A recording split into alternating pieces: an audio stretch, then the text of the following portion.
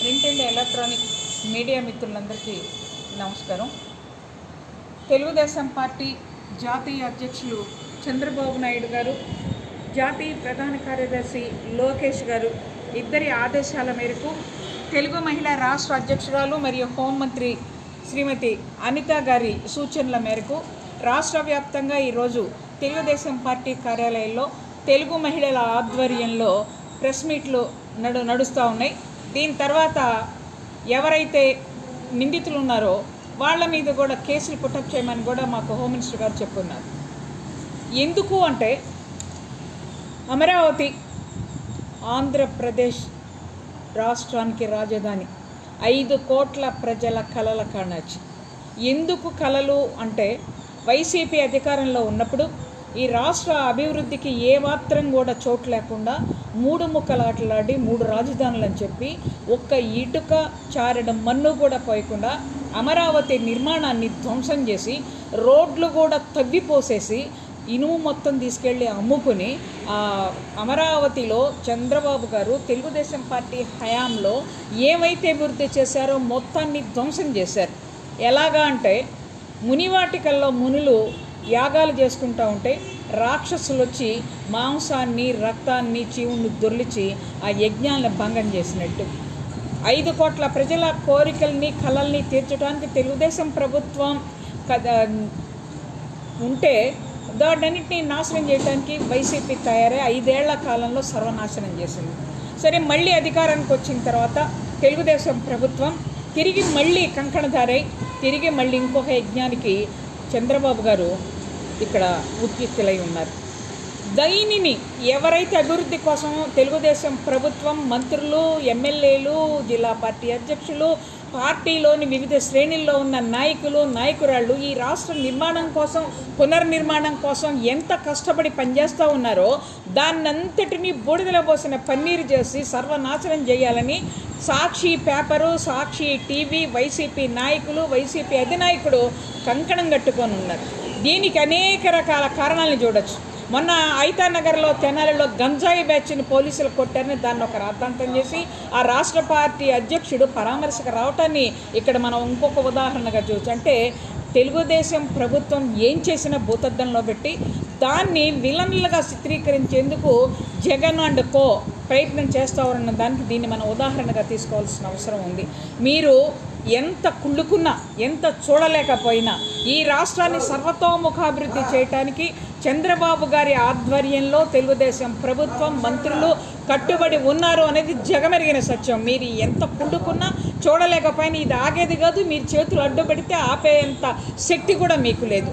మీరు అధికారంలో ఉన్ననాడు బూతులు తిట్టి సర్వనాశనం చేసి ఇసుకమ్ముకొని మందులు విచ్చలవిడిగా మీ ఇష్టం వచ్చిన బ్రాండులను పెట్టి శాండు, ల్యాండు అమ్మకానికి పెట్టి ఈ రాష్ట్రాన్ని దోచుకుని శ్రామికులకు పని లేకుండా అన్ని రంగాల్ని సర్వనాశనం చేసిన మీరు తిరిగి మళ్ళీ ఇవాళ నీతులు చెప్తా ఉంటే, అధికారంలో ఉన్ననాడు బూతులు మాట్లాడారు, ప్రతిపక్షంలోకి వచ్చినాక నీతులు చెప్తా ఉన్నారు.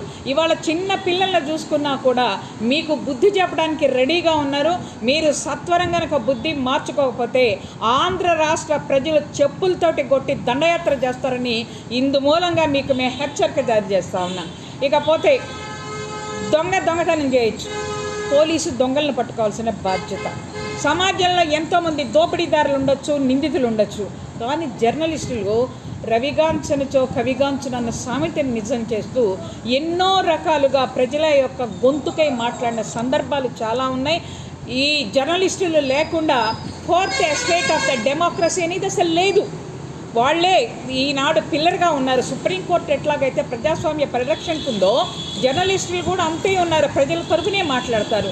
అలాంటి పాత్రికేయ వృత్తికి, అలాంటి జర్నలిస్టుల కులానికి ఇక్కడ పెడకంటి వ్యక్తులు 2 తయారయ్యారు. అందులో ఒకళ్ళు మేకప్ వేసుకొని వచ్చే అందగాడు సాక్షి టీవీ ఎడిటర్ కొమ్మినేని శ్రీనివాసరావు అయితే, అక్కడ ఉన్న ఇంకో సైంధవుడు కృష్ణరాజు.